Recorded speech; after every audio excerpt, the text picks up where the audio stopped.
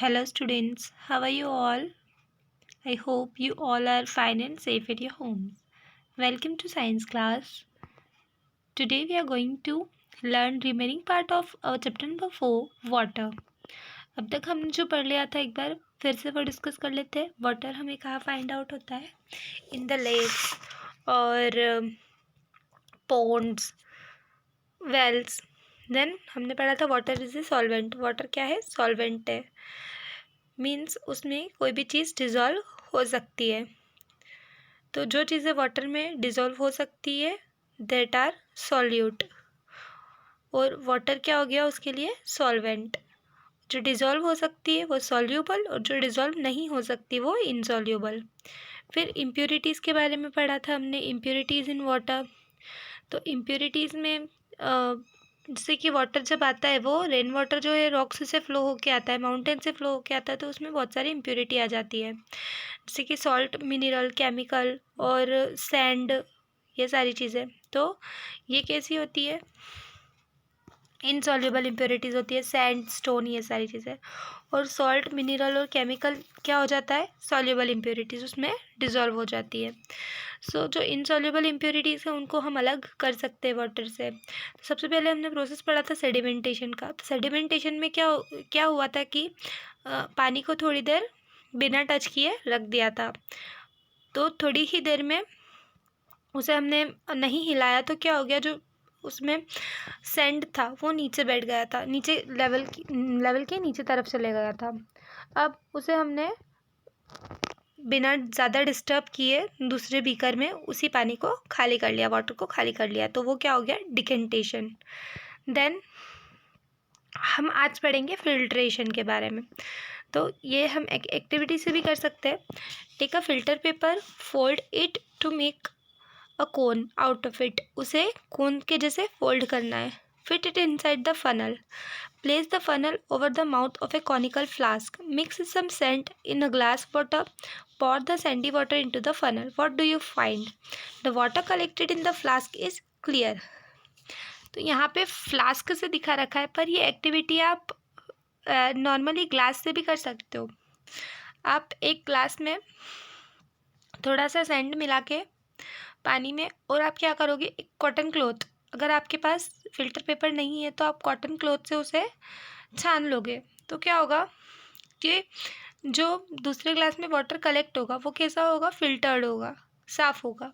तो the sand particles left behind on the filter paper. तो जो इसमें जो एक्सपेरिमेंट है वहाँ पे क्या है? जो सैंड पार्टिकल है वो पीछे रह गया है, तो इन द फिल्टर पेपर में रह गया है, और जो साफ पानी था वो आपके ग्लास में आ गया है. This process of separating insoluble impurities from water is called filtration. This process is known as filtration. Now, the liquid that comes out of the filter paper के जो बाहर लिक्विड आ गया है that is known as filtrate. While the substance which remain on the filter paper, अब जो कचरा जो filter paper पे रह गया था it is known as residue. The filter paper has very thin holes. Filter paper पे बहुत छोटे छोटे होल्स होते हैं. Through these holes, water can pass, but small particles cannot pass through them. तो इतने छोटे होल होते हैं कि जिससे वाटर तो पास हो जाता है, पर जो उसे थोड़े बिग पार्टिकल्स है जैसे कि सैंड, तो वो पास नहीं हो पाता है. We can also use a piece of cotton cloth. जैसे मैंने आपको स्टार्टिंग में बताया, तो हम कॉटन क्लॉथ का भी एज ए फिल्टर यूज कर सकते हैं. वी कैन फिल्टर सैंड और muddy water through it. Water filters have filter candles in them. जो हमारे घरों में वाटर फिल्टर होता है तो उनमें क्या होता है? फिल्टर कैंडल होती है. This filter candle have tiny pores in them.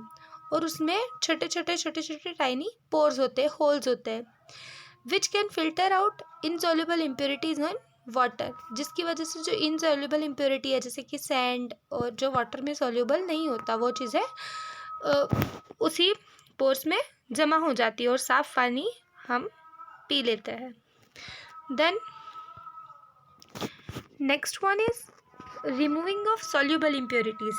अब जैसे इनसॉल्युबल इम्प्योरिटी को रिमूव किया, वैसे ही सॉल्युबल इम्प्योरिटीज़ भी रिमूव हो सकती। तो वो कैसे रिमूव होगी? If sea water is boiled, अगर सी वाटर को बॉयल करें तो the water changes into the steam, water किस में चेंज हो जाता है? स्टीम में, बॉयल करने पे। And the salt in it is left behind, और जो उसमें सॉल्ट रहता है वो नीचे बीकर में या किसी भी चीज़ से अगर वो बॉयल हुआ तो वहीं पे रह जाता है। But if the stem is cooled, और स्टेम को कूल कर ले, ठंडा कर ले, तो प्योर वाटर इज़ ऑब्टेन्ड, तो हमें क्या मिल जाता है? प्योर वाटर मिल जाता है। In this way soluble impurities in water can be removed. तो by the process of evaporation हम सॉल्युबल इम्प्योरिटीज़ को भी रिमूव कर सकते हैं। The method in which both evaporation and condensation are involved in separation of soluble impurities from water is called distillation. अब evaporation और condensation की दोनों प्रोसेस इन्वॉल्व है। इवापोरेशन मतलब हम पानी को गर्म कर रहे हो और पानी भाप बन के जा रहा है ना, स्टेम बन के ऊपर जाता है, देन उसको ठंडा करके और फिर बीकर में जमा किया जाता है, तो ठंडा किया तो कंडेंसेशन हो गया। तो ये दोनों प्रोसेस इन्वॉल्व है। तो this process of purifying water is known as distillation. इसे क्या कहा जाता है? Distillation. So distilled water, water is purified by distillation. Dissolved salt in water is freed by this process. तो इस डिस्टिलेशन के प्रोसेस में क्या होता है? वाटर के अंदर जो सॉल्ट होता है डिजॉल्व्ड, उसे अलग किया जाता है वाटर से। तो distillation method comprise two step में होता है। In the first step water containing soluble salt is evaporated in the distillation flask. तो पहले स्टेप में जो वाटर है उसे हीट किया जाता है, ठीक है, हीट किया जाता है इतना कि वो स्टीम बन जाए, और उसे ये सारी प्रोसेस होती है एक डिस्टिलेशन फ्लास्क में, ठीक है। ए फ्लास्क लाइक दिस, ये एक डिस्टिलेशन फ्लास्क है। यहाँ पे क्या हो रहा है? वाटर हीट हो रहा है। देन क्या होता है? डिस्टिलेशन फ्लास्क में वाटर हीट होके ऊपर जाता है, ठीक है। अब यहाँ पे ये इसको कूल करके और फिर से एक पाइप के थ्रू, एक फनल के थ्रू एक बीकर में जमा कर दिया जाता है। तो distillation method in second step the water vapour pass through the condenser. आप देख रहे होंगे जो ये है, दिस इज द कंडेंसर। तो कंडेंसर में यहाँ पे आसपास क्या होता है? आइस होता है, जिसकी वजह से जो स्टेम है वो ठंडा होकर फिर से वाटर के फॉर्म में आ जाता है। And it collects in the flask attached to the condenser. Distilled water is used in laboratories and medicine. तो distilled water कहाँ पे यूज़ होता है?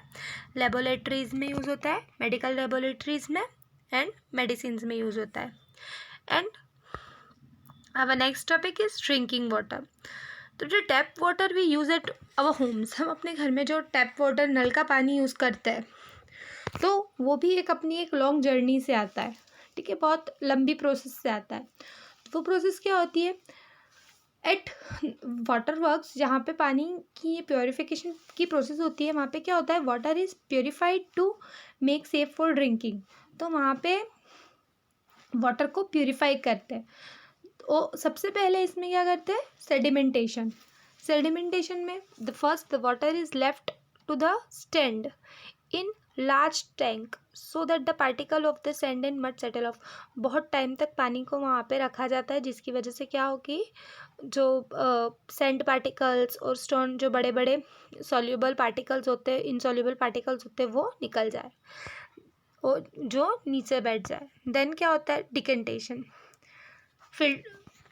उसे sedimented water passes through the sand beds which filter out small particles. उसे sand bed के through pass किया जाता है।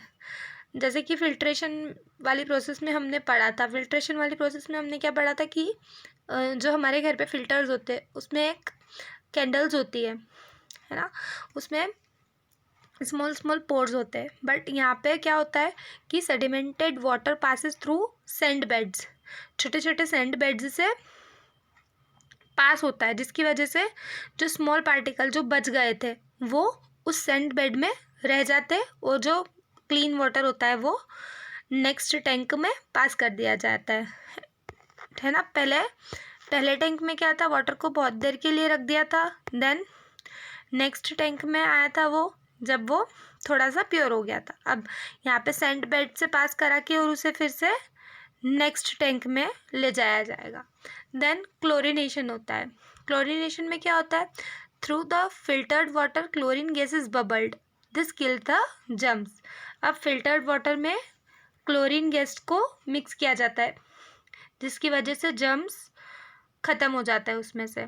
Now the water is clean and it is pumped to homes. अब वाटर कैसा है, क्लीन है, अब ये पीने के लायक बन चुका है। So potable water is the water which is fit for drinking. तो जो पोटेबल वाटर है it is fit for drinking. Now I hope you understood. और अगर इसमें आपको कोई डाउट्स है तो you can ask me in the comment section, and after this I am attaching the PDF, so you have to complete it in your class work copy. Objectives book में ही complete करना है और question answers आपको question answers and name the following आपको class work copy में complete करना है। Thanks for watching and complete your copies soon.